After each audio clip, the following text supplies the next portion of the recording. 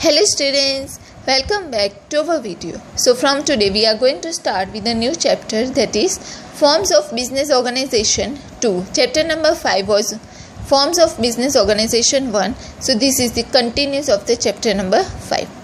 So in this chapter you are going to learn about the meaning, characteristics, advantages and limitations of cooperative society and the meaning, characteristics, advantages, limitations of the joint stock company. So now let's start with the cooperative society. So meaning of cooperative society. Cooperative society is a voluntary form of business organization. Voluntary form means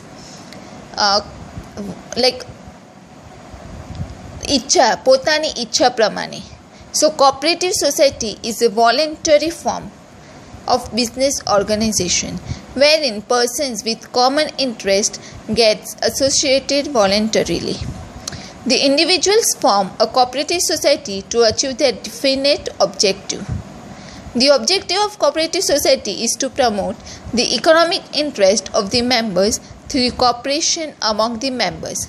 In simple words, the definition of cooperative society is as follows, that is, cooperative society is a form of business organization in which individuals get associated for the upliftment of their economic interest on equal basis.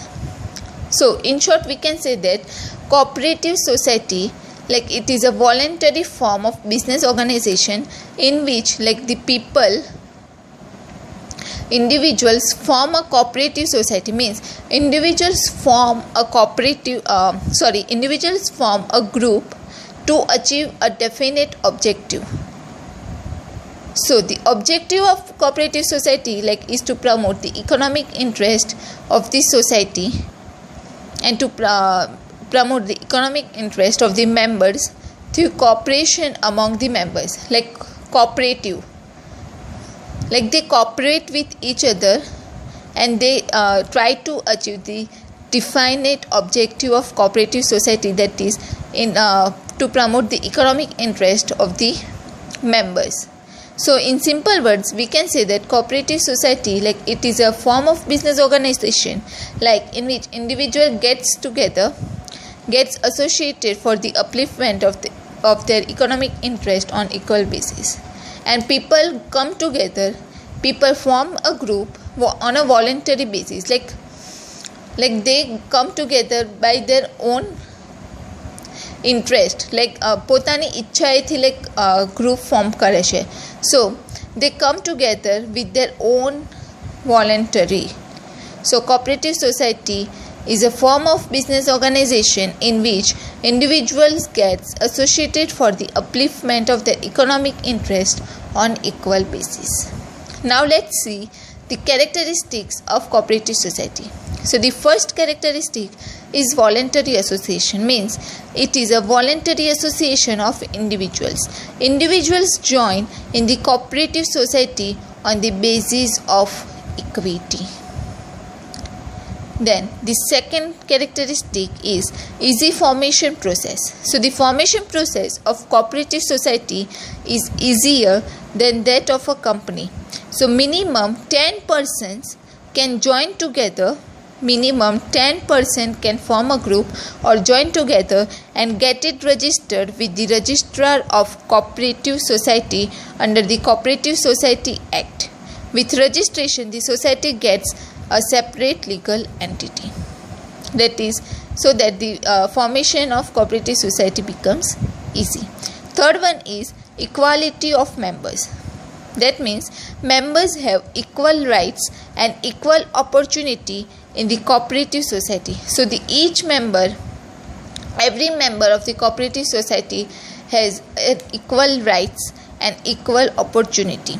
So there is no distinction, means there is no discrimination among the members due to capital investment or for any other reasons.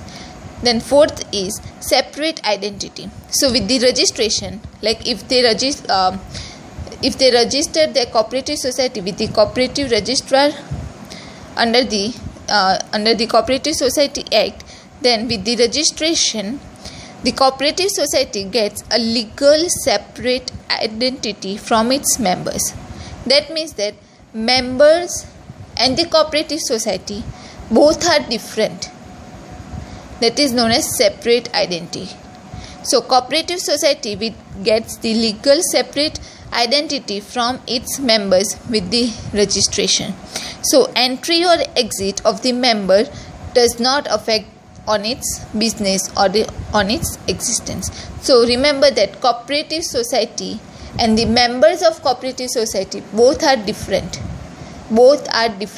So the exit or entry of any member does not affect the cooperative society. That is known as separate identity.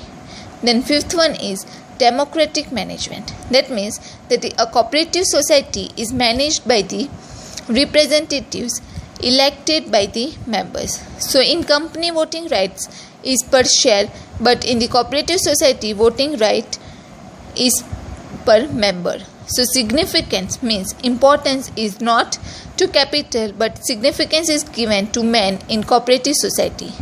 Any member can contest the election of executive committee and can participate in the management. So the management of the cooperative society is really democratic as compared to a company. So hence cooperative society is called a training school of democracy. In short, we can say that cooperative society is managed by the representatives and it is elected by that representative is elected by the members. So like in a company form of organization, company voting right is as per the share, but like in cooperative society, voting rights is as per the member decide who will be the representative of the cooperative society. So there is more democratic in cooperative society as compared to the company. Therefore, cooperative society is called a training school of democracy, because every members participate and have a right to choose their own representative. So cooperative society is also called a training school of democracy.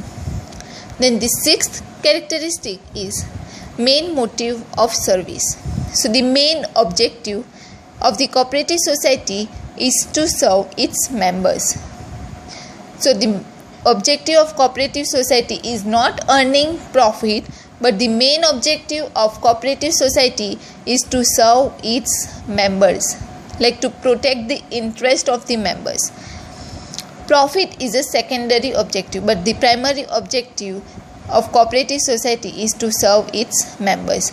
Profit is a secondary objective. So economic upliftment of its members is through service motive.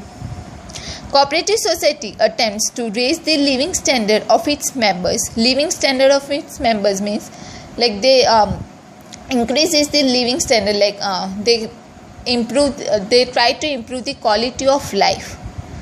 So cooperative society attempts to increase the living standard of its members and make them self-reliant. For example, the aim of consumers cooperative society is to provide the goods of proper quality at a fair price. That is known as raise the living standard of members.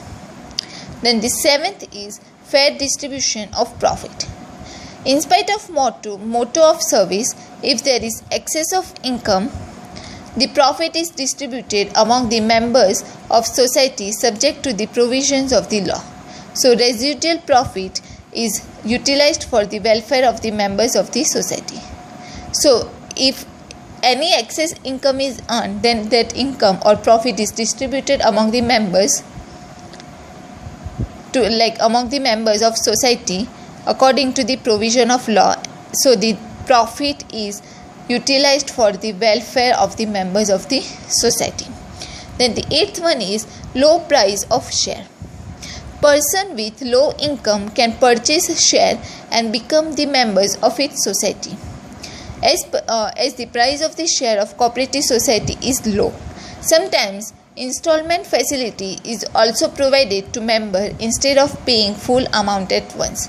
So the price of share of cooperative society is very low, so that any person can purchase the share of cooperative society, and installment facility is also provided to avoid, like, instead of paying the full amount at one time. So installment facility is also provided. The ninth one is voting right per member. That means that each member is entitled to a single vote regardless of the number of shares held by him. Representatives are elected on the basis of the principle of one member, one vote. So every member of cooperative society has one vote. So representative is elected on the basis of the principle of one member, one vote. Conference and training classes are planned to promote the equality and brotherhood and to add knowledge among the members. Then the 10th characteristic is separate institution from politics and religion. That means that membership of cooperative society is open to all irrespective of religion, caste and sex. Anyone can become the member of cooperative society regardless of religion, caste. A cooperative society cannot exist on the political or religion principle. Thus, cooperative society is separate from politics and religion. And the last is unrestricted number of members. That means that there is no restriction on the members of there is no restriction on the numbers of members, so that as many persons as possible can become the members of society for the economic upliftment. So these were the following characteristics of cooperative society. Next one is advantages of cooperative society. So for today we are going to stop here. From the next video we would be continuing with the advantages and limitations of cooperative society. And if you have any questions or any doubts, please feel free to comment below the video. Thank you.